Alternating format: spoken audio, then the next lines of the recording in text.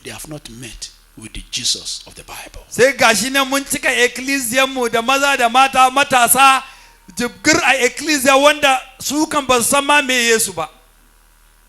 When we got born again, lokacin da fa muka tuba a zamanin mu, if you hear that somebody commit any sin, in ka ji cewa wani yayi zunubi, you will see almost everybody crying as if somebody died. Zaka gan kowane a cikin yannuwa kamar suna kuka kamar wani ya mutu. I heard of a time when a brother fell into sin and the whole congregation went into his house and everybody was crying. You'll be thinking that people died. No, nobody died. Akwai lokacin da naji wani lokaci wanda wani dan waya yayi zunubi, to dukan mutane ecclesia sun je gidansa ana kuka, zaka ce ko ai masa rasuwa ne, babu ba wanda ya rasu. But now you see somebody even on the pulpit, somebody from the pulpit, a good preacher, can commit sin and it's like nothing has really happened. Zaka ga mutum ma a bagadi kamar haka zai yi zunubi, yana ta holonsa kawai kamar ba abin da ya faru. The other day, a minister of God slept with a lady and he said the lady should kneel down. He's going to forgive her her sin. Akwai wani lokacin da wani bawan Ubangiji Allah ya kwana da yar ecclesia da suka gama shalikancin su, sai ya ce ta sunkiya wai zai mata addu'a don Ubangiji ya yafi zunubanta. It was even the girl that was feeling bad. I'm not talking about what happened somewhere in this town called Yola. Kai ka ji mana bana gaya maka labari wai da ya faru a birnin Iko annan Yola nan. Yarinya ne ita ne ma tana ji kamar ta yi zunubi. That was feeling bad. Yarinya ne ita ne tana nadama, tana zulumi. So he told the guy, say, as a minister of the gospel, the sin of any that he remits shall be remitted. Sai ya ga wa yarinya that he forgives shall be forgiven. Ni mai wa'azi ne. Duk zunubin da na gabarta ma mutu ya gafartu, wanda na rike ya riku. In this same time. A wannan birnin mu na Yola nan. Is it the same God of the Bible, the same Jesus that is the Son of God who died for the sin of man that we met, or another one? Sai mu ce mun sadu da wani Yesu daban ne ko kuma wani Yesu da muka sani wanda ya zuba da jininsa domin mu. I ask you a question, which Jesus did you meet that you will not talk to your brother, you are not talking to your sister 24 hours, 2 days, 1 week, and you say you are having quiet time? It's not a quiet time you are having, it's a noise you are making as far as heaven is concerned.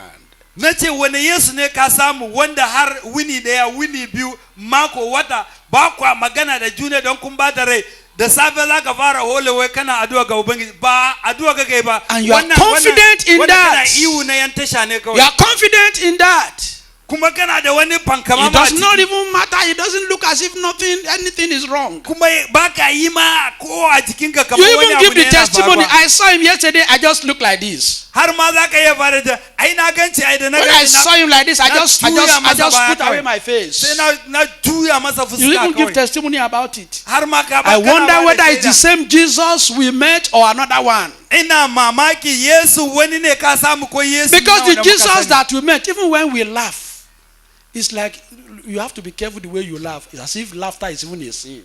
In Yesu nan ne mu in kai dariya ma dole ka sa askeli don dariya ma kada ka yi dariyan da zai saba wa Yesu. Our elders, they needed to teach us again that look, to laugh is not a sin.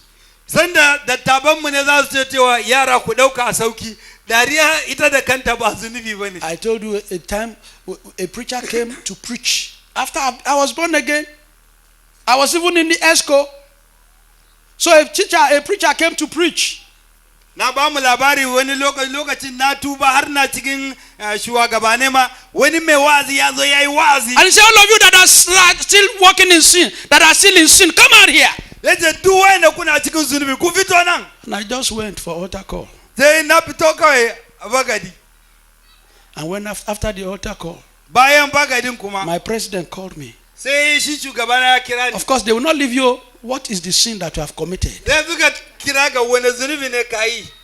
Now, if you call some people, say, which sin have you committed? They say, he's just condemning me. He's just condemning me. Yanzu haka yin mutum ya fitan kace wani zunubi ne kai yace yana so ya batar da ni, yana so ya kayar da ni. Does not have sin. They will call you. Say, what is the sin that you have committed? Yace wani zunubi ne kai. Do you know the sin? Ka san wani zunubi ne? The sin was that when we go for lectures, cewa idan mun je wa'an karban darasi, and my friends, they are joking, su abokanai na kuma suna wani wasa, that I used to laugh. ni kuma sai in dinga musu dariya. I say I used to laugh when my friends are joking. Tewa in yi wayannan suna wasan yara sai ni kuma in fara dariya. That was the sin. Oh.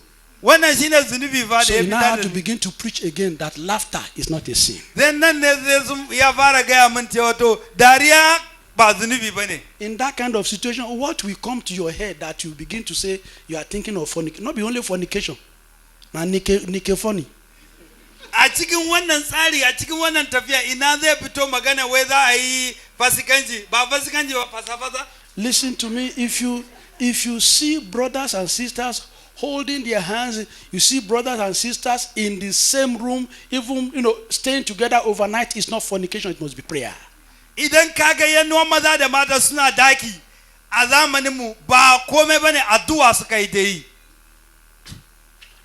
Which Jesus have we met? Wane Yesu ne ka samu? That our conscience does not prick us again, that we can confidently live in sin and it does not make any sense. Lamiri mu baya taba mu, za mu dinga a sake kawai muna ta wasa zunubi kuma baya damu. This man met with Jesus, even his wealth did not make meaning to him. Wannan mutum ya sadu da Yesu, dukiyansa ma ba komai ba a gabansa kuma. He said, half of my good I give to the poor. Yace rabin dukiya na dan rabawa talakawa. You lose interest in the world immediately. Karjima duniya ma zai zama baka da wani kwadayi a duniya. Take the whole world and give me Jesus. That is the song then.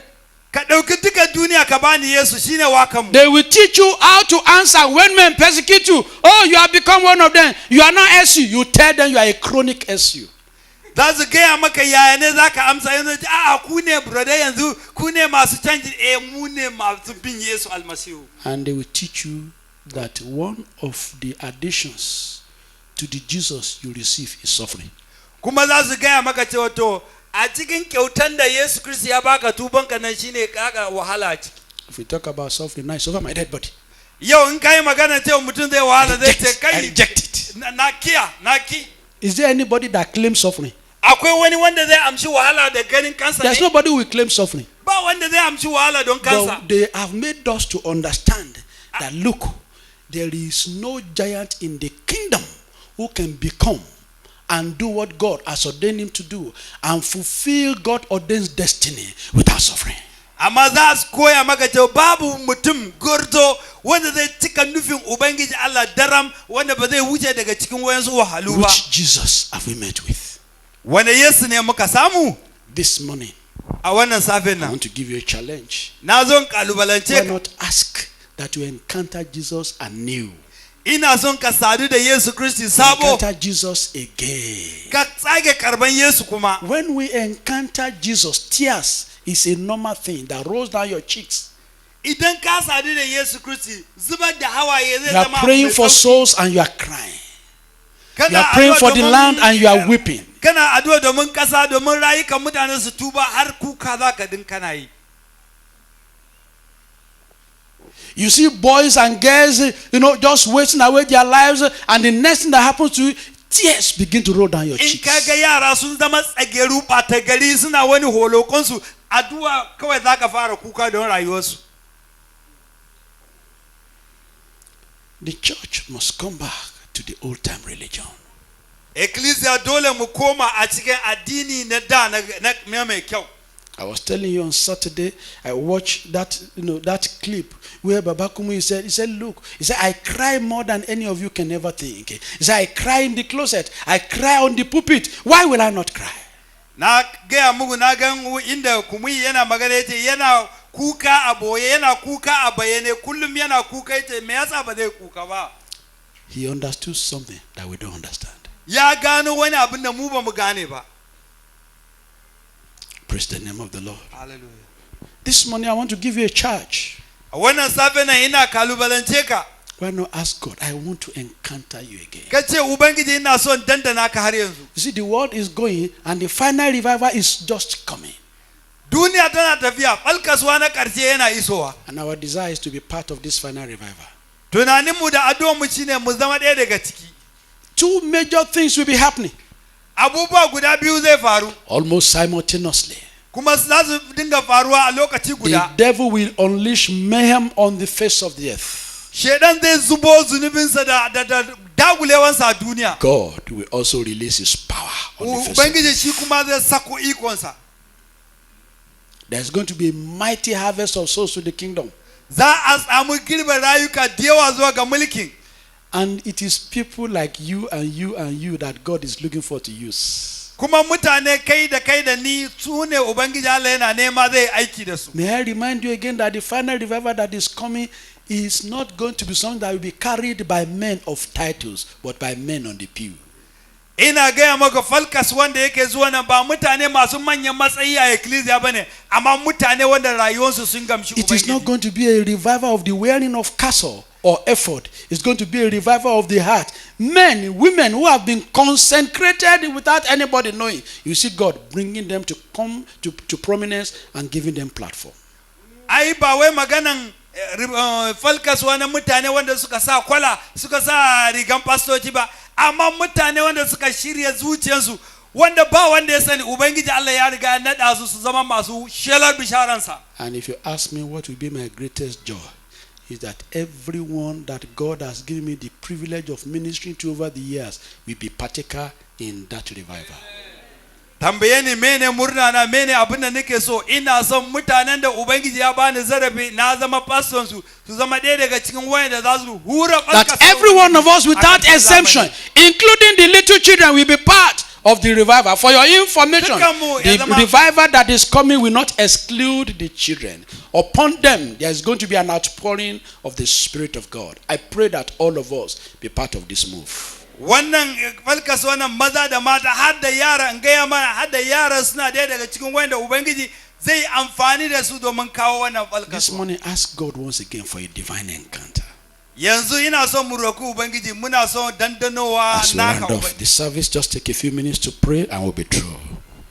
Take a few minutes to pray. Talk to God about your life. Ka ɗauki wannan lokaci ka yi addu'a domin rayuwanka. Let me experience Jesus one more time. Ubangiji ka sa in dandana ka har Let me yanzu. experience the salvation that comes by the reason of the blood of the Lamb In once samu again. ceto wanda yake zuwa ta wurin jinin almasihu. Lord, let me encounter you again. Ubangiji bari in samu saduwa da kai.